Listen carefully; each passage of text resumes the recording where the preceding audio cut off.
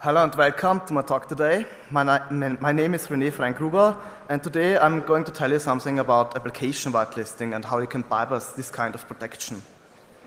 So let's have a look at the plan for this talk. First of all, I want to introduce application whitelisting, so the general concept. So what is this? Why should you use this? And what problems exist with application whitelisting? After that, I'll tell you what McAfee application control is. This is one software which can be used for application whitelisting. There are many others, but in this talk we will focus on McAfee application control. After that, we start with the real content. So we look at different ways how you can bypass application whitelisting. So we have there many different topics where I present you techniques, some general, some product specific. And at the end, some kernel-end vulnerabilities and, of course, demonstrations so that you see this is really working and not just theoretical. The last chapter is the conclusion where I tell you how you can harden your systems and also about the vendor response. What was fixed, what was not fixed, and, of course, how you can fix the stuff yourself. Here's just one quick slide to our company. I come from SecConsult. We are a security company in Vienna, but we have offices all around the world. And we have a team of over 70 security experts and making more than 400 security audits per year. So for the introduction, I have here a video from the website from McAfee. I want to quickly show you this video. I hope the sound is working. McAfee Application Control, Security through Whitelisting. Systems worldwide have been plagued by these threats in the past, all of which were unknown threats until the first time they struck. Application Control is the solution which can give you 100% coverage on day zero and stop these advanced threats. Application Control provides total endpoint security through whitelisting. The whitelist is a powerful tool. It's created by scanning the entire system during install time and cataloging all applications, libraries, drivers, and scripts. When a program tries to run, the system checks the whitelist for its presence and then permits it. However, when a new unknown binary tries to run, it's blocked because it's not on the whitelist. This way, all unknown dangerous threats can be stopped. The whitelist will grow dynamically when systems are updated through trusted channels. Application Control supports 4 different trust channels. Trusted updaters are provisioning/patching tools like SCCM and BigFix. Trusted certificates could be used to self-sign internal trusted apps. Trusted directories can be used to trust remote network file shares or repositories of trusted apps. IT admins could be configured as trusted admins, so all their changes are permitted. These 4 mechanisms make this solution scalable to the largest of enterprises. Memory protection is the second layer of defense complementing whitelisting and makes whitelisted programs exploit-proof. Programs such as Adobe Reader and Internet Explorer can be used safely in spite of having vulnerabilities. A hacker would never be able to exploit those vulnerabilities to circumvent and evade whitelisting. So I think I'll stop here. I think in this video are some very critical statements there, but it also already told you some ways how you can bypass their protections, but we will see this later. To be fair, I have to say that they already removed this video from the website, so I also showed this video in my last conference where I gave a talk, and in the meantime they really replaced this video, which I think is very good. Because of course it's very trivial to bypass their exploit preventions. But you will see this later. So to summarize again, so application whitelisting, the idea is you install your web server or your workstation, and after you have installed every application, you install application whitelisting. That means the system is scanned for all libraries, all scripts, or executables. All these applications are put into a database. This database is then called whitelist. And every time you start a script or an executable, the script is first checked if it is in the database. If yes, you can execute it. If not, you cannot execute it because it was not there when you installed application whitelisting. That means if you go to a website, download a malware via drive-by download, the malware cannot execute because it's not in the whitelist. So this is the basic idea of it. And this is mainly used in critical infrastructures. So I come to this stuff when we were doing some smart grid, smart meter projects, because in the smart grid network, the servers are also protected with this kind of security concept. This is mainly because in SCADA environments you often have the restriction that you cannot update your systems, and so they try to add additional security concepts there. But we often also see it in critical workstations like administrative workstations. Or for example, the Technical University in Vienna also uses this kind of systems for the workstations for the students so that the students cannot start bad applications. And we have here some solutions for it. I will mainly focus here on McAfee application control, but I think AppLocker is also very commonly used. So I was doing all the tests with these operating systems here. Windows 10 was not included because it was not released at the time when I was doing this research. I have included here Windows XP because in SCADA environments, Windows XP is still often used, but of course you should not use Windows XP anymore. And there's also a Linux version, but I don't cover the Linux version. I just had a look at the Windows version here. Basically, McAfee application control is a console application, so we're working here with this S-admin application, and then you just pass the commands. For example, disable or enable to enable or disable the protections, or solidify, which is the main first command which scans the whole system. So the first action would be to call S-admin solidify.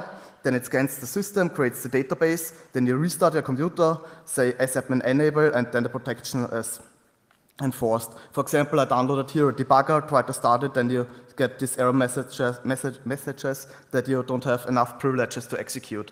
The same applies for scripts like BAT files, PowerShell scripts, and so on. It has additional features like write protection or read protection. So in this case, write protection is mandatory because they whitelist the path to the executable. If you don't apply write protection, you can just overwrite the whitelisted applications and then bypass it. So in this case, write protection is mandatory. You also have read protection for password hash files and so on. And we have memory corruption protections, but I will come to them later a little bit more.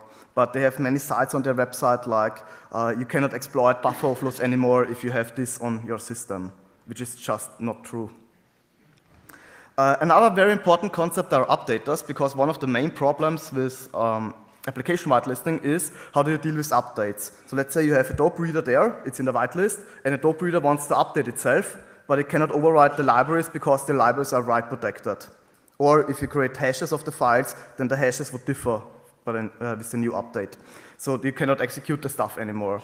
And McAfee deals with this problem with updaters. So you have special processes which are just identified on their name, and these processes just bypass all protections. So every process in this default list here can overwrite write protected files. And these are mainly McAfee products so that their own applications are working. But you also see here Flash Player, NVIDIA, Java Update, and so on. So the most common tools are here by default, but you can also add the stuff yourself. And this is working here. You have here the main component S-admin. So the user are interacting with S-admin, with the console application. Then you have a service. The service is running with higher privileges, with system privileges. This is the component which is mainly responsible to implement all the kind of protection, the functionality, like scanning the whole system and creating the database. And then you have the kernel driver, and the kernel driver enforces the real protections like write protection or application whitelisting.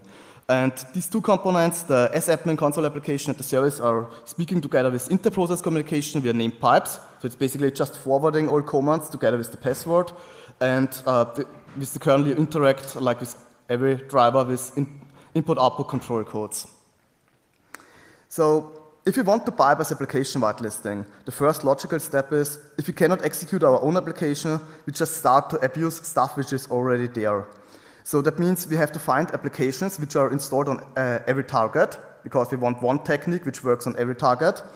And that means we have three categories here. So first of all, we can start to abuse something from the operating system itself. Or we can use something which is installed by McAfee application control itself, because then I know it's on every system. It doesn't matter if it's Windows XP or Windows 7 or Windows 10.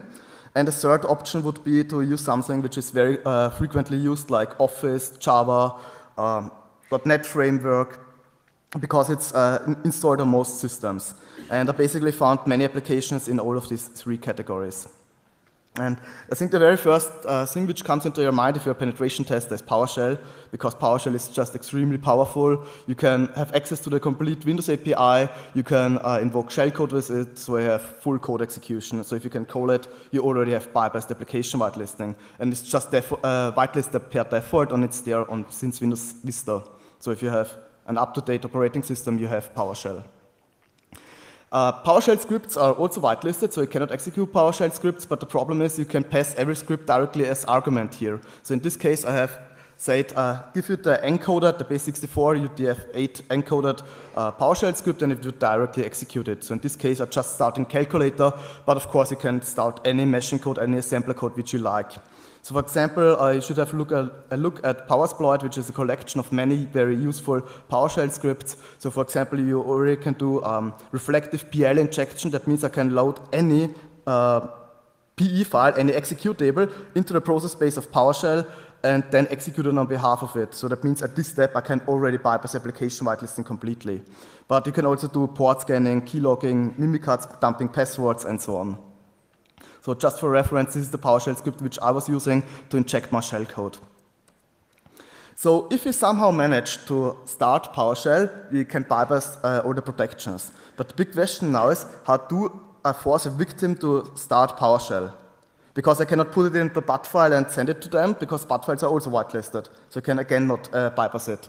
So my idea here was I divide this big task of bypassing application whitelisting in several smaller steps. So the first step for me is to get something which I call basic code execution, which means I want to execute some sort of scripts. I don't have access to the Windows API, I cannot execute shellcode, but I at least can do something on the system like starting programs. The second step is to turn this to full code execution.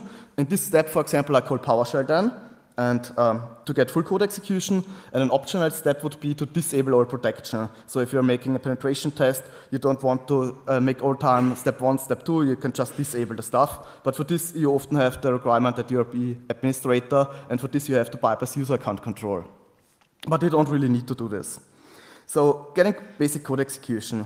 So the very, very simple idea is if I'm sitting in front of the system, I can just type it in. So if I'm a student and my university has kiosk systems where I can just type everything in, I can just start PowerShell. This is trivial.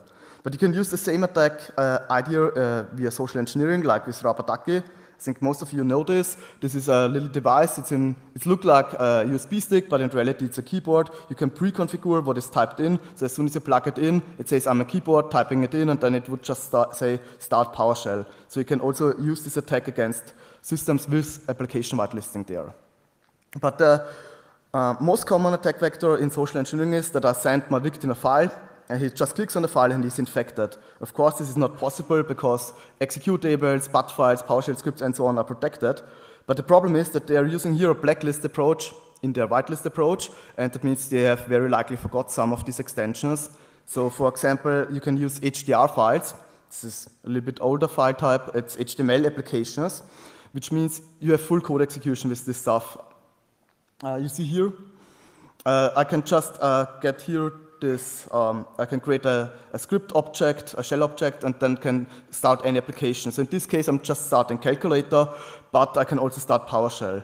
And the big problem with this is it looks like a normal application, and if I send it to a victim, he thinks I'm protected by application whitelisting. So if the application starts, it should be whitelisted by my company, so I can, it's not, it should be allowed, and I can just click on it. Or, for example, you can use JavaScript files like done with Synclocky, with some ransomware in the last time. And there are many, many more. I've included here shortcuts too. It's a little bit ridiculous to use shortcuts, but the problem is you can fix all these other kinds of like JavaScript files and so on with a correct configuration, which I will show you later. But the problem is I don't think that you can fix shortcuts. That was the reason why I've included it here. So you can just create a shortcut, send the shortcut to the victim, and if he clicks on it, he's also infected. Or in an internal test, if I just put the shortcut on a share and some other guys click on it, it would look like this. And you can also use the idea of shortcuts inside help files. So you see here, these little help files, if you click on it, you again can have full code execution. So you can use again this in social engineering attacks, because this help file has a link to PowerShell, and it would automatically execute it if you click on it. And there are many, many more, like encoded JavaScript files. for example, a gadget is something which I would not use because there you get this ugly message box. Don't think that it has high success rate, but there are many, many others there. And my idea was to think about the attack vectors which I'm using to compromise systems, and then test if application whitelisting would protect from them. So I thought, okay, this was social engineering now. I'm also getting shells via application vulnerabilities, like SQL injection. If it's badly configured, I can write into art file and dump a shell on the system, or directly command execution, and so on. And in all these cases, you can again start local applications. So in all these cases, you can again easily bypass application whitelisting. Another attack vector is pass-the-hash attacks. This one is a little bit older, but I have included it here because it shows you really good that most attack vectors are protected, are prevented by application whitelisting, but it's really trivial to change the attack so that it's working again. This is a very good example for it. So for example, if I'm at the customer, at the internal audit, I typically scan with automated security scanners the internal network, and with manual analysis, looking at all the ports and web stuff and so on. And at the end of the day, you typically have several shells on many servers. Then you can, for example, go on one server, and if the administrators configure the same password, for example, for the local administrator on 2 server systems, you just have to dump one hash and can use this hash to authenticate on the next system. This is called pass-the-hash attack. It's a little bit mitigated with new operating systems, but it's working in many companies. And it would look like this. So you have a shell on one system, then you're dumping here the hash, and then you just use this hash to authenticate on the next system, and then you get a shell on the next system if they have the same local password configured. And the problem is, if the target server is protected by application whitelisting, this will not work, it will just fail. And to find out why this is the case, I just had a look at the source code. So you're typically using Metasploit PSExec for this task, and it's this source code which is responsible to implement this attack. I will show you the next slide. So for example, if I want to execute the command who am I on the target system, I would end up calling this command here. So you see here, I'm calling echo who am I into temp.bat, and then just start cmd-exe, which starts cmd-exe, which just starts this bat file. And the big problem here is the bat file is not in the whitelist. That means it will not be executed. And to make this attack again working, you just directly execute your whoami command. So in this case here, you see cmd spec is cmd-exe, and then you just directly pass the command, and then the attack is again working. So it's a really good example. The mass attacks are protected by application whitelisting, but it's really trivial. If it's a target attack, you just modify one line of code, and then it's working again. So now I come to full code execution. In all other cases, in previous cases, we are just using PowerShell. So as administrator, you can just say, okay, I remove PowerShell from the whitelist, then I'm protected. The problem is that this is not true, because there are many, many other applications which you can use to inject your code, to start your own code. So for example, if you have Python or Perl installed on the system, it's basically the same as PowerShell. But also debuggers, because debuggers can write into the process space of whitelisted applications. And there we have many other cases. So for example, a very common social engineering attack vector is also Java applets. So for example, this is the dropper which we're using in a social engineering attacks. So for example, I'm sending spoofed mails to a company from the same company name, and say, go to our internal website, you can calculate there, for example, your Christmas bonus, and they're clicking on it, and they want to see what their Christmas bonus will be, and then they just accept the Java applet, and the code will be executed. And typically, these applets will just write the malware from the resource section out to a temp file, and then just execute it, and this is again prevented, because the malware will not be in the whitelist.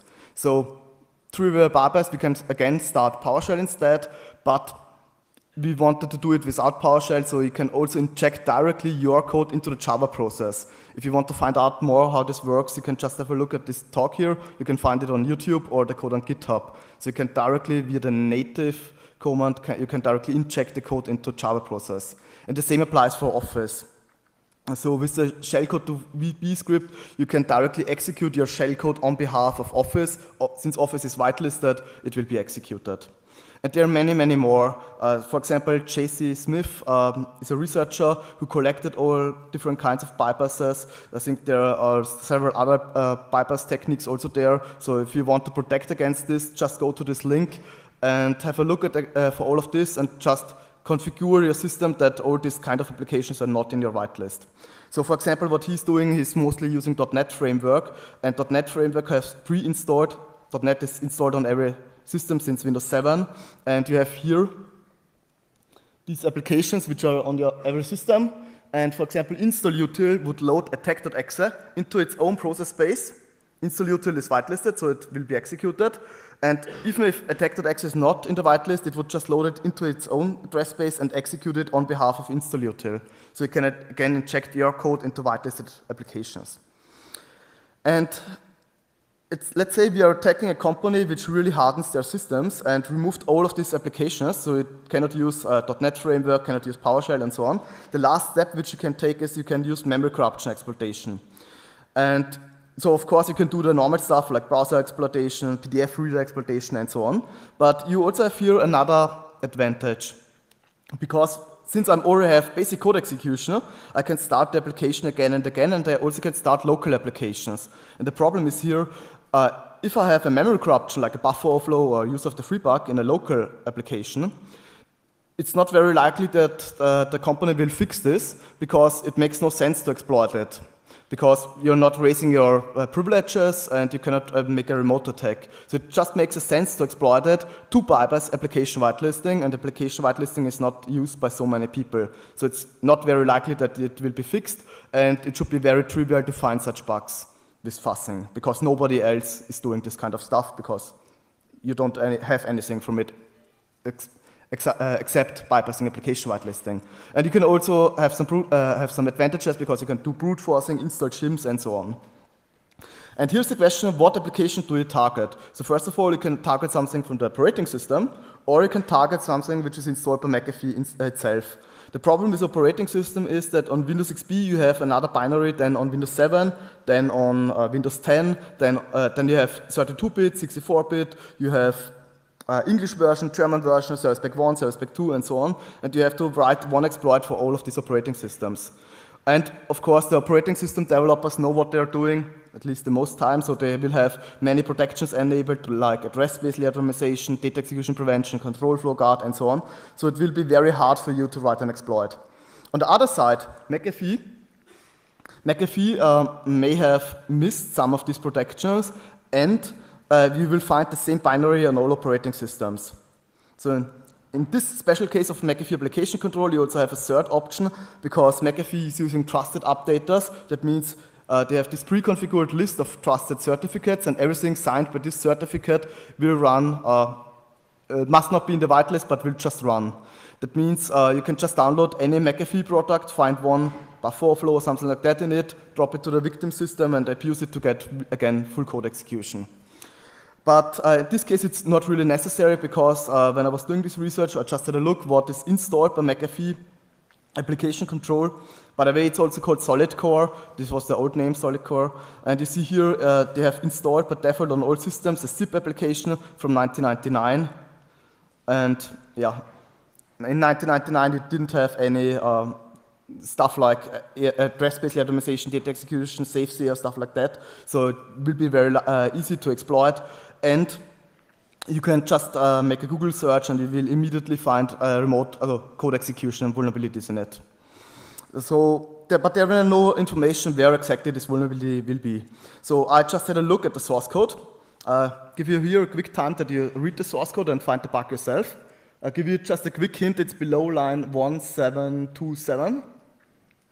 And when I was doing this kind of research, I also had access to a very expensive static source code analysis tool, because I was doing a training with this, and I just ran this source code analysis tool against this, and it really missed this vulnerability, which is really, really easy to find.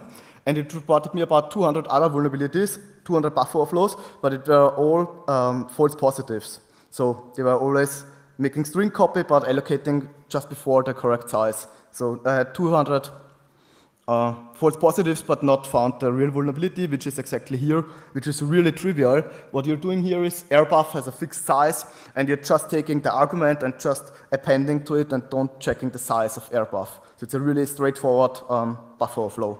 So it just passed many A's, it's just crashing, and in WinDebug you can just see that it's exploitable because you can write to any location. You can then analyze the stuff. But there should be some memory corruption protection, so we should not be able to exploit it, because they mentioned in their video we will not be able to exploit it. So on Windows XP you have these memory protections here. MP stands for memory protection. Basically we have CASP and Wasserer. Wasserer is disabled on Windows XP, but since Windows 7 everything is enabled, and in Windows 8.1, 64-bit, every protection just disappeared. And okay, my idea was to just verify what they're doing. So I wanted to start an exploit, see that the exploit is failing, and then analyze why it is failing, how far I can come, and to find out how I can bypass the stuff. So I think this video will not work. Unfortunately, since Windows 10, my videos are not working anymore in full screen. So I will just show you the video like this.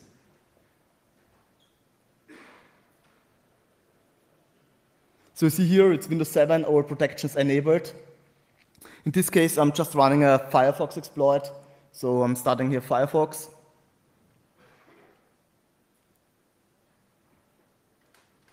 And yeah, you just see the exploit just worked without any modification, without doing anything. And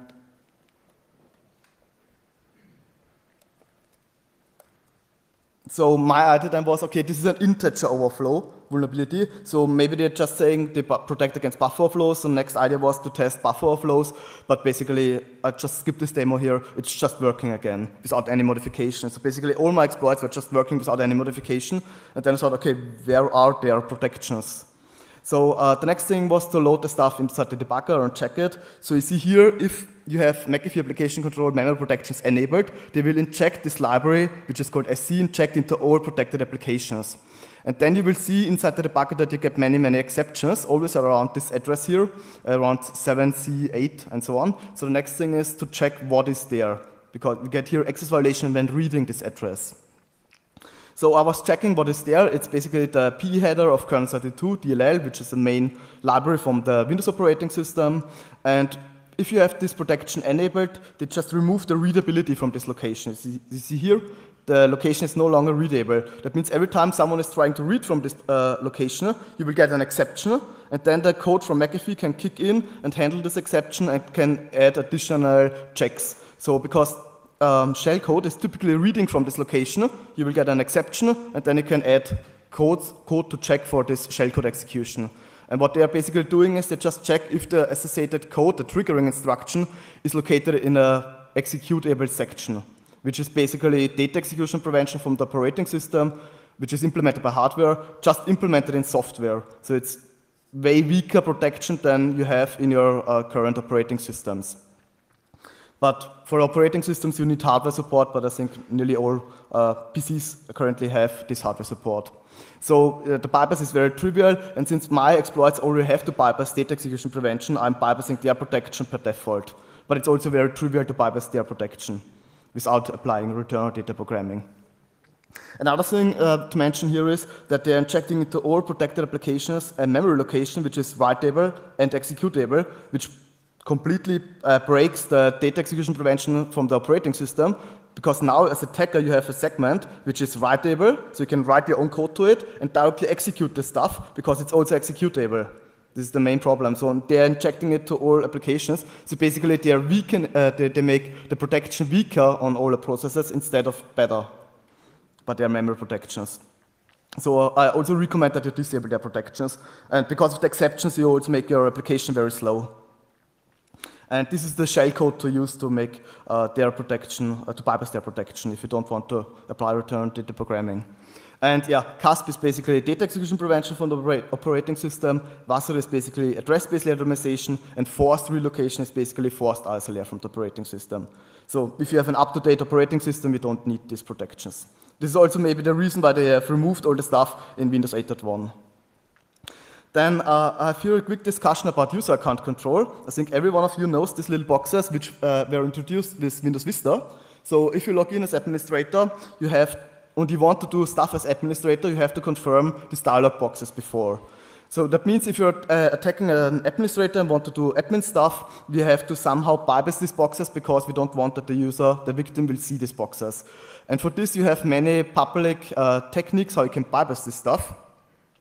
But the problem is that they are all required that you drop some files. So for example, Microsoft has some auto-elevator processes which are just bypass this protection, so they will be executed as administrator without displaying these boxes.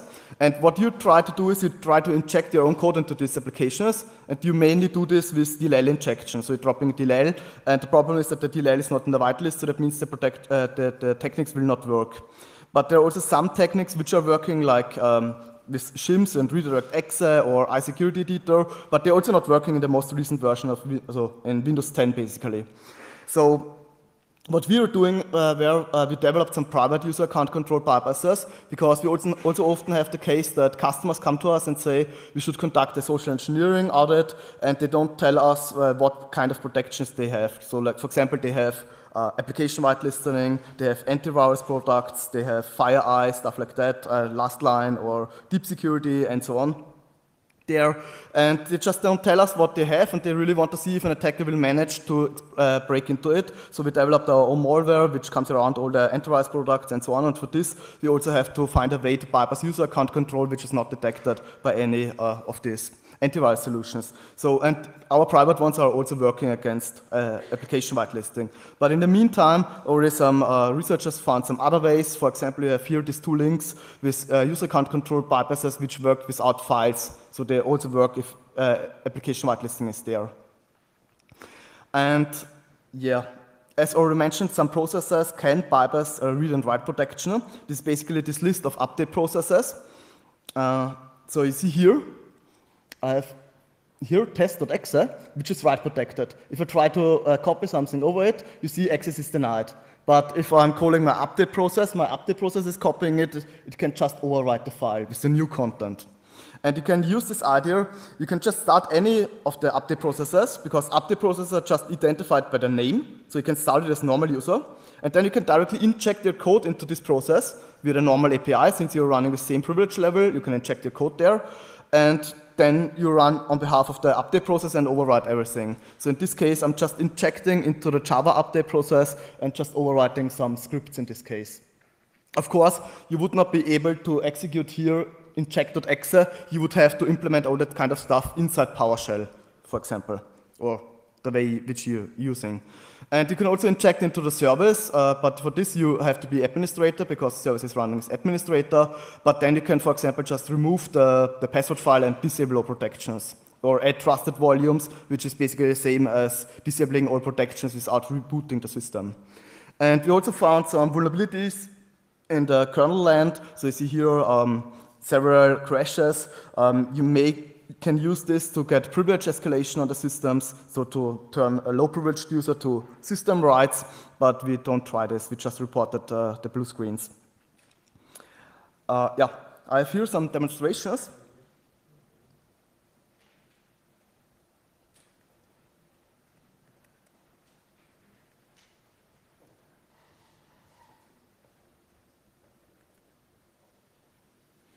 So you see here, I already have scanned the system, and now I'm just saying, now the protections are disabled, now I'm just saying, enable all protections. Now I have to reboot my system.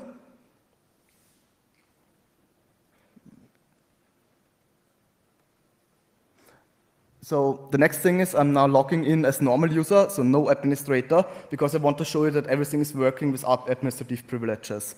The reason for this is McAfee responded to me that everything is just working if you be administrator, which is just false. So you can apply all these bypasses without being administrator. Only if you want to inject into the main service, you have to be administrator. So you see here, I'm no administrator. And yeah, maybe I just go and start the second demo. So you see here, I have a whitelisted file, so you can execute the file. If I if I copy this file,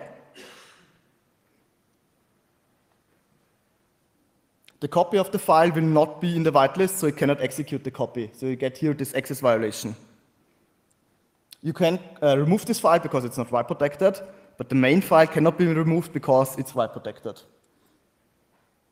So if you try it, it will say you don't have enough privileges. Try it as administrator, so I'm not trying it as administrator, but it again says you don't have enough privileges. So I'm now on the attacker system. My idea was to show that everything is working with freely available tools. So in this case, I'm using Kali and Social Engineering Toolkit. The Social Engineering Toolkit can create for you the PowerShell payload, which injects a Metapredator shell into a PowerShell. So it's really very simple. Everyone can do this. You just say here, use a PowerShell attack vector and give it the IP, the reverse IP where it should connect to.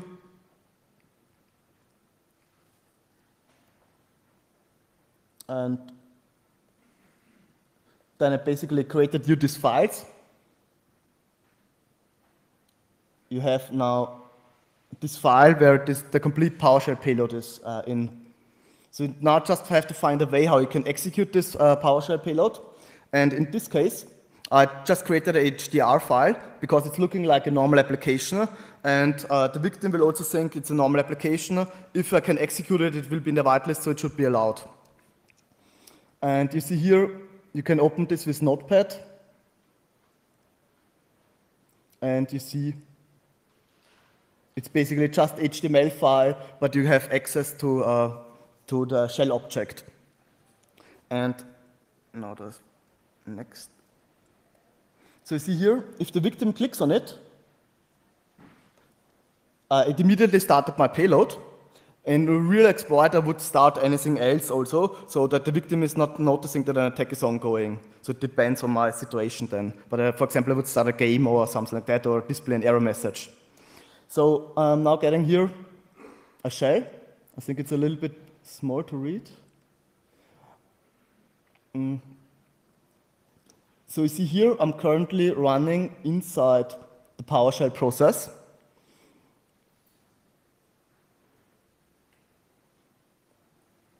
The next thing which I tried is to upload a file. In this case, I uploaded putty because I wanted that my putty is my fake malware, which I want to execute, but it's not in the whitelist. So in this case, I really messed a little bit with the syntax of the upload.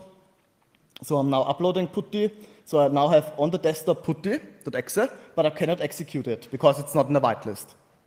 And the next idea is I want to somehow execute this application. I also have here on my desktop the whitelisted file, which I can execute, but I cannot overwrite my putty file over the whitelisted file because the whitelisted file is write protected. So you see here, it should give access is denied. So the next step is I want to inject myself into an update process. So you see here, the Java update process is currently running with the same privilege level. Even if it would not be running, I can just start it with my own user. And then I can directly inject into it. So you see here, the Java update process has the process ID 2968. So I'll now just say, inject my own code, my shell, into the Java update process. And now, since I'm running as an update process, I can overwrite write protected files. This would even not be really necessary. You can also use reflected PLL load inside PowerShell script so that you run my putty file on behalf of PowerShell. But for example, if you want to make a malware persistent, you want to put it in the whitelist. So this way, you see here, I can now overwrite the file and I can now execute it. As update process, I can even execute putty.exe, which is not in the whitelist, because it bypasses all protections. And I also have here a last demo. In this case, I'm just showing the same attack vector, but I just show you here. If I, for example, want to say sadmin disable or any other command, you need a password. And as attacker, don't have this password. So in this case, I'm doing the same, but just with a user account control bypass, and then I'm migrating to the main service. And in the main service, I can read the password file and can also remove the password file. And as soon as the password file is not there, I can just say sadmin disable and the protection is just disabled.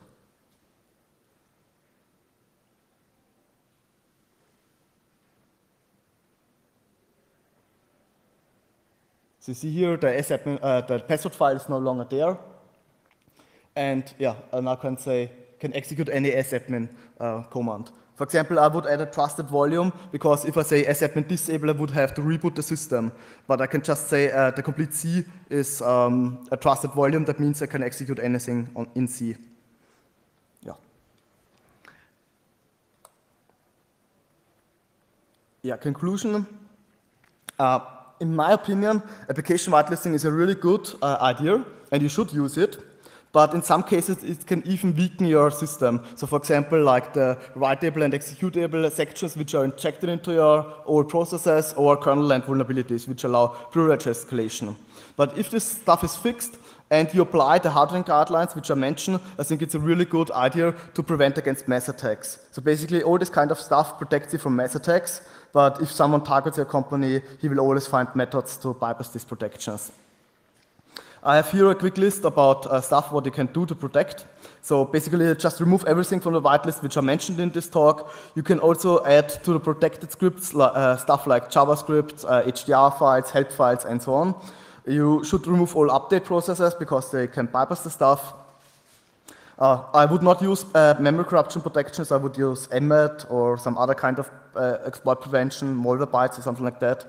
And something which I found out later, I think with the latest version 7.0.0, they added here in the skip list, this is a list of names which just can bypass all protections for the script execution. So even if you apply all these hardening guidelines, you would not be protected, because I later found out that they, for example, have here Trend Micro in their list. So McAfee's whitelisting everything which has Trend Micro in the name.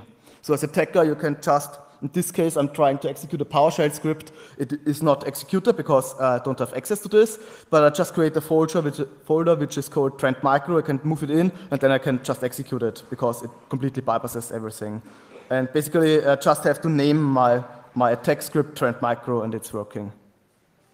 Here, quick notes to the vendor response. So yeah, they basically said everything is low risk because it's very hard to exploit this stuff. Also the zip application, we have buffer overflow mitigation, so you cannot exploit this stuff, so the risk is also slow. We don't have to write a fix for it. Then for all other techniques, they just say it's theoretical and no proof of concept is existing. I don't know why they say this, because I sent them the proof of concepts. And they also say that you have to be administrator to inject into processes, which is just not true, because you can do the stuff as normal user, just if the target process is an admin process or system process. And the same applies for the kernel land vulnerabilities. They just said you have to be administrator to send IOCDL codes to the kernel, which is also not true, because you can send it as normal user in their case. And for example, they didn't fix the stuff which we told them, so we later released a public advisory including the information. And for example, 3 months later, someone at Zero Day Initiative found the same vulnerabilities and exploited the same stuff again. And now they finally fixed the stuff. Yeah. So the current version is 7.0.1. I just had a quick look at 7.0.0, where all the bypasses are still working. So I think that the main vulnerabilities are fixed, but you can easily bypass the stuff again. And that's the reason why you should just use the hardening guidelines which I mentioned here, because then you really raise the level a lot for the attacker. Yeah, I'm now at the end, and thank you for your attention. And if you have any questions, you can come to me right now or after the talk. Thank you.